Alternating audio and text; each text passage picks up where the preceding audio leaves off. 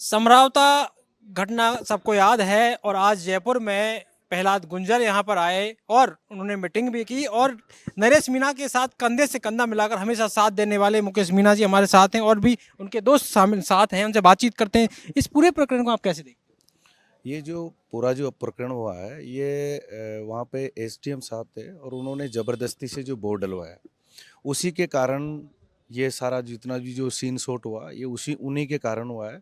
दूसरा वहाँ पे एक शांतिपूर्वक वहाँ पे लोगों ने जब इसका बहिष्कार कर चुके थे वोट डालने का, क्योंकि उनकी कुछ मांगे थी जो काफ़ी टाइम से आश्वासन उनको मिला जा रहा था और जयपुर तक के वो चक्कर काट चुके थे।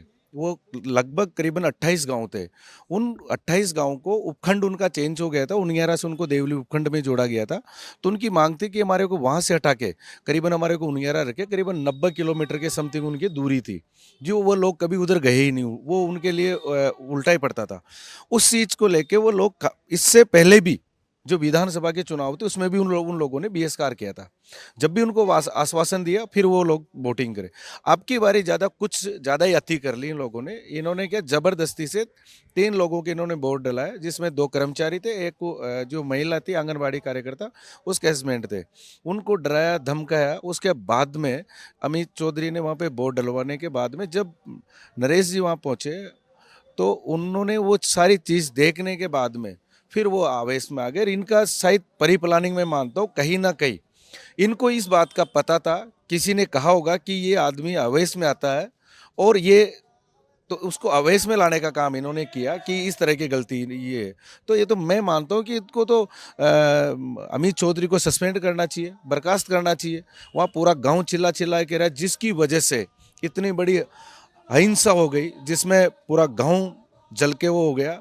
लोगों की लोग जानवरों का चारा, वहाँ पे बड़ी दुर्घटना हो जाती। वो तो ठीक है, कोई ईश्वर का कोई आशीर्वाद था जो उस दुर्घटना होने से बचे। मैं खुद साथ में था सुबह से लेके वहाँ पे मेरी साथी खुद थे, एक गाड़ी में थे हम दोनों। मैं छोड़ के आया हूँ वहाँ पे। और मैं आपको बताना शाम के टाइम पे मैं गया हूँ वहाँ पे, जो आंसू गैस के जो गोले ये डाले उनकी एक्सपायरी डेट हो चुकी थी। एक्सपायर आंसू गैस के गोले, तो ये मारने का प्रशासन काम ही तो कर रहा था। हमारे पास में सबूत है। ये बताइए आप, एक्सपायर अगर गोली दे दे तो आदमी मरेगा जिएगा उसे? तो मारने का काम ये कर रहे थे। ये तो प्लानिंग ये थी। ये कह तो इनकाउंटर करने की प्लानिंग हो इनकी। बड़ा षड्यंत्र था इसके पीछे, बड़े लोगों का हाथ है, बड़े राजनीतिक दलों का राजनीतिक जो बड़े मंत्री संतरी बने हुए हैं उनका हाथ है इसमें। तो ये इनको अलग प्लानिंग थी। इसलिए हमारी जो मांग थी, कंटिन्यू मांगते हैं और मांगते रहेंगे कि हमारे पास खोने को कुछ नहीं है। हम ईंट से ईंट बजा देंगे सरकार की। अब तक हम शांतिपूर्वक करते हैं और अब भी आगे भी शांतिपूर्वक करेंगे। बाकी अगर कहीं ना कहीं अगर इन्होंने हमारी जो सब्र का अगर इम्तिहान लिया तो फिर उसमें आर पार की लड़ाई होगी। फिर चाहे फिर प्रशासन भी अपना जोर लगा ले, फिर हम भी अपना जोर लगाएंगे, देखेंगे किसका हैं? आप उस पूरे इलाके को समझते हो, राजनीति में आप भी रहे हो, आपने चुनाव लड़ने की बात की कि चुनाव का प्लान आपका था। हरीश मीणा का इसमें क्या पूरा रोल रहा है? मैं ये कहना चाहूँगा कि जिस व्यक्ति को 2 बारी एमएलए बना दे और 1 बारी सांसद बना दे, उस गांव में इतनी बड़ी घटनाएं घट जाती है, उसके बावजूद भी वो आदमी वहां जाके नहीं नहालता है। तो मैं मानता हूं कि इस षड्यंत्र के पीछे खुद का भी हाथ हो सकता है मेरे से लड़ाई हो सकता है नरेश मीणा से लड़ाई हो। लड़ाई हमारे से व्यक्तिगत हो सकती है। बाकी उस गांव के अंदर इतने लोग हैं, 900 वोट है, हर समाज के लोग हैं, कोई मीणा समाज के, हर समाज के लोग हैं।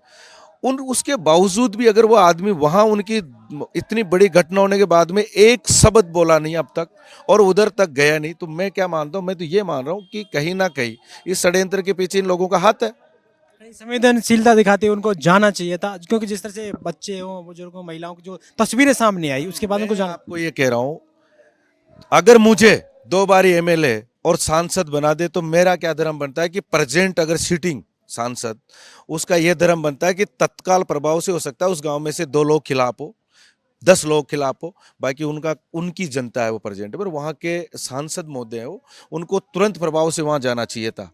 अगर वो वाकई या तो राजनीति की मोह माया है उनके अंदर, वो सिर्फ वोट बटोरने का काम करते हैं। लोगों के जनहित के लिए आज दिन तक लड़ाई नहीं लड़ी इन्होंने, जनहित के मुद्दों पे लड़ाई नहीं लड़ी। इन्होंने सिर्फ लोगों को एक दूसरे को सलगाने का काम किया है इधर से उधर, मैं आपको बता दूं। और वो एक दूसरे को सलगा के ही वो एमएलए बन गए, एमपी बन गए। अगर जनता की सेवा करके और फिर बन के बताओ। और मैं कह रहा हूं निर्दलीय, निर्दलीय पार्टी के उससे बने ना, अब निर्दलीय कहीं ना कहीं से लड़ो और 60,000 वोट क्या फिर 5,000 वोट लिया जब मुझे कह देना आप जाए तो सही। समाज ने इनको बहुत कुछ दिया, बाकी समाज का इन्होंने हनन किया है। इन्होंने जब ये समाज के नहीं हुए तो 36 कौम के क्या होंगे। जो व्यक्ति अपने घर का नहीं हुआ, जो व्यक्ति अपने भाई को अगर पैर काट दे तो वो समाज का क्या होगा। तो चलना ये है कि ये पूरी समाज को समझ में आ गया इनका, और जितना जो इनका जो काला चिट्टा था वो सामने आ चुका।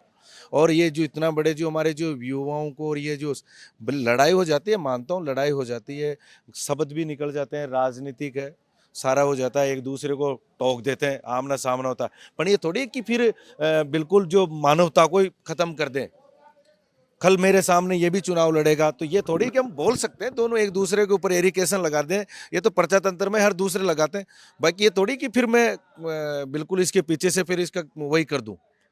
इन्होंने तो बिल्कुल लोगों को कत्ल करवाने जैसा काम करवा दिया प्रशासन से, इन्हीं का हाथ है सारा का सारा। यानी एक जांच की बात है, तमाम मंत्री पहुंचे, हाँ। मंत्री कमेटी की कमेटी भी बनी, पहुंची और देखा भी, सब कुछ किया, लेकिन अभी तक मैं बताना चाहूँगा कि जो हमारे करोड़ी लाल जी है, कैबिनेट मंत्री थे, और कैबिनेट मंत्री वहाँ जाने का मतलब सब कुछ, और हमारे को बहुत बड़ी उम्मीद थी क्योंकि आज दिन तक वो लड़ाकू है, वो किसी से कोई दर्द नहीं देख सकते, वो जनता के लिए वो कुछ भी कर सकते हैं, कहीं भी बैठ सकते हैं, ऐसा नेता है।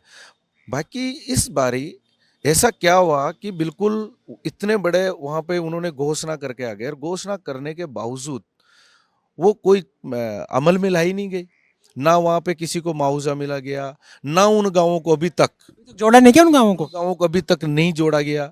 बड़ी बात। यानी कि जिस मुद्दे को लेके और सारा जो पूरा प्रकरण हुआ और उसके बाद में भी आज भी झूठा कह देते हैं, कहने के बाद में कि 28 गांव जुड़ चुके, जबकि आज की डेट में नहीं जुड़े वो गांव वहां के वहीं है। वो हाँ ये जरूर है कि उनका अभी जो काम हो रहा है वो उनगेरा में हो रहा है। अब मान लो अगर आदेश अगर नहीं जोड़ेंगे तो देवली जाना पड़ेगा, देवली होगा उनका काम। कब तक ये व्यवस्था बैठाए रखेंगे। तो इनकी जो अभी तक जो घोषणा ये करके है वो इनका अभी कुछ हुआ नहीं है। गाँव का जो माहौल है वो ऐसा ही है या फिर बदल गया, क्योंकि बहुत गांव का जो माहौल है आज भी गांव के अंदर डरते हुए लोग हैं, आज भी बेचारे खेतों में नहीं जाते लोग, और आज भी वहां पे स्यूल के अंदर पुलिस वाले जाते हैं और उनकी निगरानी रखते हैं। या वो कोई गांव कोई आतंकवादी गांव थोड़ी है। उस गांव में इतने अच्छे लोग हैं और उसके बावजूद उसको अलग नज़र से लोग देख रहे हैं। वहाँ पे लोगों में ऐसा खौफ बना दिया कि वो सारे डरे हुए रहते हैं। और फिर प्रशासन कहता है कि आज जैसे हमारे संभाग आयुक्त गया है तो उनको जाजम लगानी चाहिए थी जहाँ इतनी बड़ी घटना घटी। वहाँ पे सर्किट हाउस में तो अफसरों की मीटिंग चलती है, वहाँ अगर लगानी थी तो वहाँ समरावता गाँव के बीच में बैठ के और सबकी होनी चाहिए सुनाई। अभी हमारे जो ST आयोग से जो आए थे टीम, वो भी समरावता के अंदर जाकर एक एक आदमी की सुन के आए। तो फिर वहां पे तो उन लोगों ने किसी ने कुछ कहा ही नहीं। वो क्यों कहेंगे लोग, भाई क्यों कहेंगे। उन्होंने गांव वालों ने किसी गाड़ी के या किसी चीज के, भाई मेरी गाड़ी को मैं खुद तोड़ दूंगा क्या, मेरे मकान को मैं तोड़ दूंगा क्या। वो गरीब लोग हैं, उनके पास में मकान बनाने के लिए पैसे नहीं है और बने हुए मकान को तोड़ देंगे, उनके मोटरसाइकिल को जला देंगे है। ये सोचने वाली विषय की बात है। और उसके बाद में इल्जाम उन्हीं के ऊपर थोप रहे, उल्टा चोरवार कोतवाल को डांटे। ये वाला सतुना है कि सब कुछ किया इन्होंने और थोप दिया उन्हीं के ऊपर।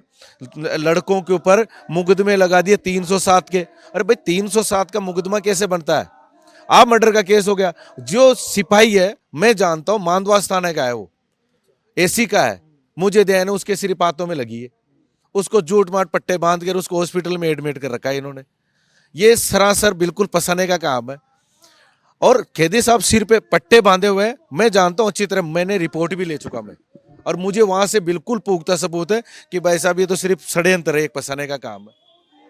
क्योंकि हमारे भी तो मिलने वाले हैं, पुलिस के अंदर हमारे मिलने वाले नहीं है क्या। यानी कि खुद की जो करतूत है उन करतूतों के ऊपर पर्दा डालने के लिए इन्होंने ये सारा काम षड्यंत्र रच रहे हैं। ये केस नहीं बनता उनके ऊपर, मैं आपको बता दूं। और ये वहाँ पे जो झूठा मुकदमा लगाया, जैसे गाड़ी जलाने का, और ये सारा है, जलाए भी हैं, सब कुछ इन्होंने किया, थोप उनके नाम पे मार दिया। अब आगे का क्या रहेगा और कितने लोगों को जमानत मिल चुकी है, कितने लोग और अंदर हैं? नहीं, सब लोगों को जमानत मिल गई, सिर्फ एक व्यक्ति है, वो है नरेश जी। नरेश मीणा अकेला व्यक्ति बचा है। अकेला व्यक्ति है, और सबकी जमानत हो गई है। बाकी अभी सरकार को जो अल्टीमेट दिया है 24 तारीख तक, अगर मान जाए ठीक है, नहीं तो उसके बाद में बड़ा आंदोलन होगा, विधानसभा का घेराव होगा। जो भी हमारे जो प्रहलाद जी गुंजल साहब है, जो डेट डिसाइड करेंगे, वो उसको बिल्कुल हम लोग तैयार हैं, और प्री प्लानिंग से करेंगे। और उसमें हमारे जितने भी पंच पटेल है, उन सबको 24 तारीख को हम लाएंगे, और फिर दोबारा एक मीटिंग होगी, और वो डेट फिक्स हो जाएगी हमारी। ये मैं कहना चाहूँगा। बाकी मैं यही कहना चाहूँगा कि सरकार को, और ये जो जितने जनप्रतिनिधि है, इनको ये कहना चाहूँगा, और जनता के हमारे जितने भी जो इनसे भी अपील करने चाहूँगा कि ऐसे लोगों को कभी जनप्रतिनिधि मत बनाओ, जो लोग आपके दुख दर्द में खड़े नहीं हो सकते। इन लोगों को ठोकरे मार के गाँवों से बाहर निकाल दो। अच्छे लोग चुनो, जो ताकि आपके दुख दर्द में हमेशा के लिए खड़े रहें, और इन लोगों को कतई जगह मत दो, बाहर निकालो ऐसे लोगों को।